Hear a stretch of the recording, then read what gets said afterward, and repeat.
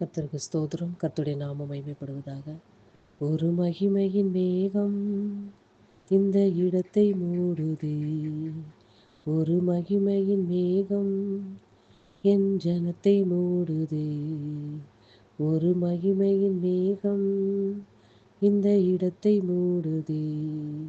ஒரு மகிமையின் மேகம் என் ஜனத்தை மூடுதே.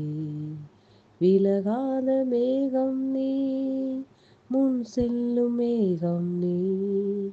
விலகாத மேகம் நீ, முன் செல்லும் மேகம் நீ.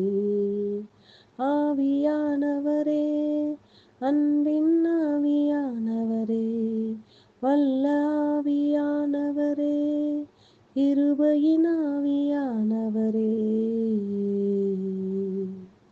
ஒரு மகிமையின் மேகம் இந்த இடத்தை மூடுதே.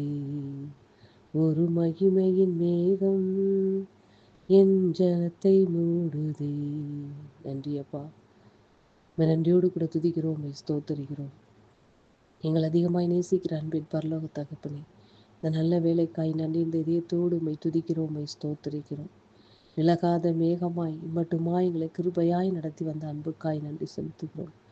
பகலிலே மேக ஸ்தம்பமாகும், இரவிலே அக்கினி ஸ்தம்பமாகும் நீ நடத்தின நல்ல தகப்பனப்பா. விலகாத மேகமாய் நீர் எங்களோடு கூட இருந்து எங்களை விட்டு விலகாமல் எங்களை கைவிடாத மேகமே உம்மை நன்றியோடு கூட துதிக்கிறோம் அப்பா. இம்மட்டு நடத்தின கிருபைகளுக்காக நன்றி. உம்மை உயர்த்துகிறோம். எங்களை தாழ்த்தி வெறுமையாக்கி உம்முடைய பாதத்தில் வைக்கிறோம். இயேசுவின் நாமத்தில் பிதாவே, ஆமென். கர்த்தர் என்ற ஆலோசனைக்காக சகரியா எழுதின சகேரியா புஸ்தகம் 1ஆம் அதிகாரம் அதனுடைய 14வது வசனம். சகேரியா 1ஆம் அதிகாரம் அதனுடைய 14வது வசனம். அப்பொழுது என்னோடே பேசின தூதன் என்னை நோக்கி, சேனைகளின் கர்த்தர் உரைக்கிறது என்னவென்றால், நான் எருசலேமுக்காகவும் சீயோனுக்காகவும் மகா வைராக்கியம் கொண்டிருக்கிறேன். கர்த்தருடைய நாமம் மகிமைப்படுவதாக. 14வது வசனத்தின் பிற்பகுதி, நான் எருசலேமுக்காகவும் சீயோனுக்காகவும் மகா வைராக்கியம் கொண்டிருக்கிறேன்.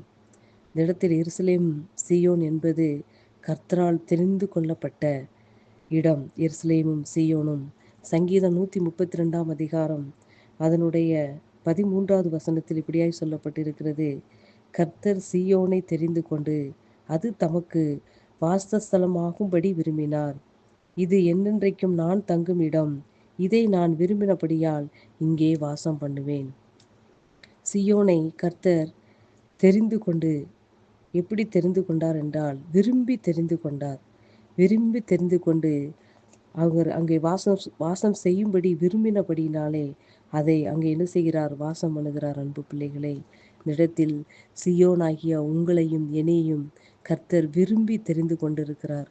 நம்மை விரும்பி தெரிந்து கொண்ட மாத்திரத்திலே நம்மேல் வாசம் பண்ண அவர் விரும்புகிறார். அன்பு பிள்ளைகளே, அப்படிப்பட்டவர்களைத்தான் கர்த்தர் இந்த இடத்தில் எருசலேமுக்காகவும் சீயோனுக்காகவும் கர்த்தர் மகா வைராக்கியம் கொண்டிருக்கிறேன் என்று சொல்லுகிறார். அன்பு பிள்ளைகளே, கர்த்தருடைய பிள்ளைகளாகிய உங்களுடைய வாழ்விலும் என்னுடைய வாழ்விலும் கர்த்தர் செய்கிற காரியங்கள் மிகவும் பயங்கரமானது. இந்த இடத்திலே கர்த்தர் சொல்கிற வைராக்கியம் என்பது அதாவது மகா வைராக்கியம். வைராக்கியம் என்பது ஒரு ஒரு தேவனுடைய பிள்ளை கஷ்டத்தின் பாதையில் துன்பத்தின் பாதையில் நடக்கும் பொழுது தேவன் அதை பார்த்து கொண்டு சும்மா இருக்கிற தேவன் இல்லை. மற்றவர்களுக்கு முன்பாக தேவ பிள்ளைகளை, சத்துருக்கு முன்பாக தேவ பிள்ளைகளை ஒரு காலம் வெட்கப்படுத்தாத தேவன். அவர்களுக்காய் தேவன் மகா வைராக்கியமாய் கொண்டு அவர்களை விடுவிக்கிற தேவனாய் இருக்கிறார். அன்பு பிள்ளைகளே, அவர் வைராக்கியம் என்று சொல்லவில்லை, மகா வைராக்கியம் கொண்டிருக்கிறார்.